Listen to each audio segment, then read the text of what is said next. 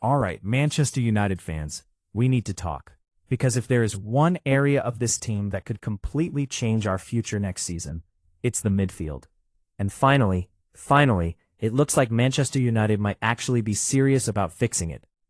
We're hearing names like Sandro Tonali, Ederson from Atalanta, Carlos Baleba, Adam Wharton, even Tchouaméni somehow being linked. And I'm not gonna lie, some of these names, exciting, a little unrealistic. And some of these names, honestly, make me question whether the recruitment team has learned anything at all. Because look, if United get this midfield wrong again, we are finished. You can't compete for Premier Leagues, Champions Leagues, or even consistently dominate games when your midfield gets overrun every single week. And we've all seen it. One game we look unbelievable. The next game, we can't hold possession for 5 seconds. We look stretched, no control, no legs, no balance, and too much pressure falls on Kobbie Mainoo and Bruno Fernandes to carry everything. So today, we're breaking down every major Manchester United midfield target. Who fits, who doesn't, who would actually transform this team, and who United need to sign this summer. Because trust me, this midfield rebuild could decide Manchester United's entire future. Let's get into it. Before we even talk signings, we need to talk about why United are targeting midfielders in the first place. Because this isn't just about buying shiny new players, it's about fixing a serious football problem. And I'll say it, United's midfield still lacks control. Yeah, we've improved. Yeah, there are moments where we dominate games, but when things get chaotic, we still lose midfield battles far too easily. Look at the biggest teams in football. City, control. Madrid, athletic monsters. Arsenal, structure. Then United? Sometimes we look elite. Other times it feels like we're surviving chaos. And that's because the midfield balance still isn't there. Bruno gives you creativity. Mainoo gives you composure and intelligence. But who gives you physical dominance? Who protects transitions? Who controls tempo? Who wins duels? Who allows Bruno to stop running like a madman every game? That's the question. Let's start with the big one. Sandro Tonali. And listen, if United somehow pull this off, I'm celebrating. I'm outside Old Trafford doing backflips. Because Tonali is exactly the type of midfielder United have lacked for years.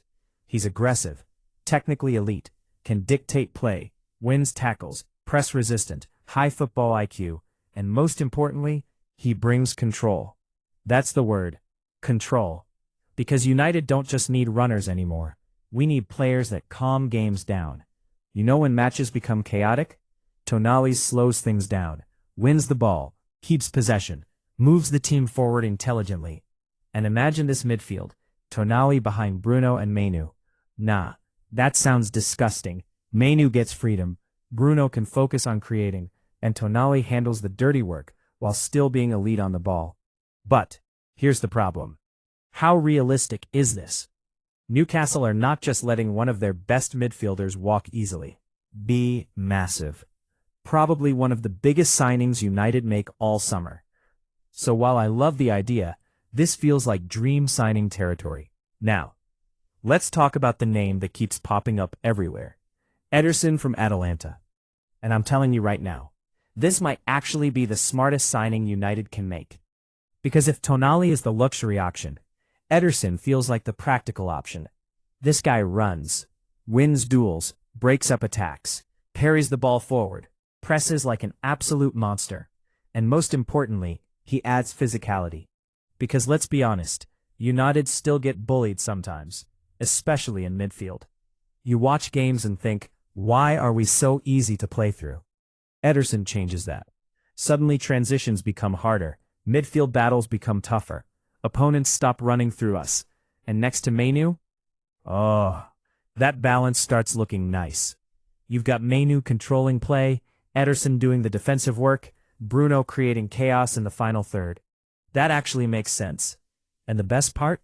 This one feels realistic, like genuinely realistic. Expensive? Yes. Impossible? No. And if United are serious, this could quietly become one of the best signings of the window. Now let's talk Carlos Baleba. And this is future investment written all over it. If you watch Brighton, you already know. Powerful, aggressive, athletic, ball-carrying, defensively solid, and still ridiculously young. The ceiling? Scary. Like genuinely scary. But here's my concern. Are United in a position to gamble on development? Because Baleba still feels raw. He's not finished. He's not the polished midfielder that instantly transforms your team. He's more of a project. And United fans? We're impatient. We want results. Immediately. But if the club is thinking long-term, Baleba could become an absolute monster. Now, let's address the elephant in the room, Aurelien Tchouameni. Listen, would I take him? Immediately. Don't even ask me twice. But do I believe it happens? No. This feels like one of those classic United links. A world-class player, huge name, everybody gets excited. Then suddenly, he's unavailable, or the price becomes ridiculous. Or Real Madrid say, yeah, absolutely not. But football-wise, he's perfect. Elite defensively, strong, calm, technical, big game mentality. He instantly upgrades the midfield. But unless Madrid suddenly decide they don't need him, I'm not getting my hopes up. Adam Wharton. Very classy player. Excellent passer. Composed. Looks like he's been playing top-level football for years. But my issue. Do we need another controller? Or do we need physical dominance? Then there's Elliot Anderson. Energetic, hard-working, Premier League experience. But if United sign only Anderson, I'm sorry.